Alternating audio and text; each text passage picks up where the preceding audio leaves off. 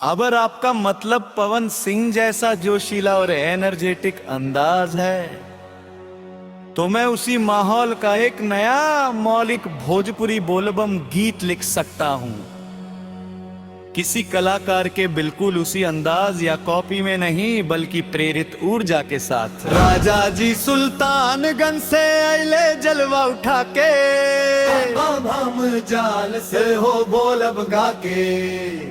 राजा जी सुल्तानगंज से आइले जलवा उठा के, बाबा धाम जाल से हो बोलब गा के। हर हर महादेव गूंजे चारों ओर, भोला के कृपा बरसे खुल जाए भाग के डोर।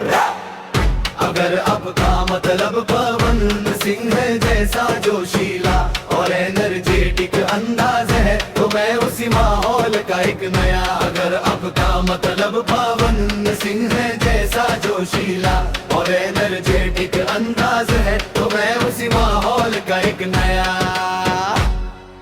कांधे पर कांवर माथे चंदनवा, भगवा रंग में रंगाइल बदनवा। गंगा जल लेके बड़े हर कदम, देवघर पुकारे बोल बम बोल बम। रास्ता कठिन बा मन नारे, भोलेनाथ साथे का डर प्यारे। सुइया पहाड़ से गूंजे जयकार, बाबा के दरबार में मिलेला प्यार।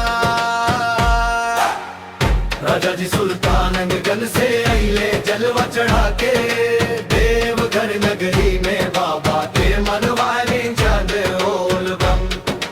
हर तर महादेव बोल बम, जय भोलेनाथ।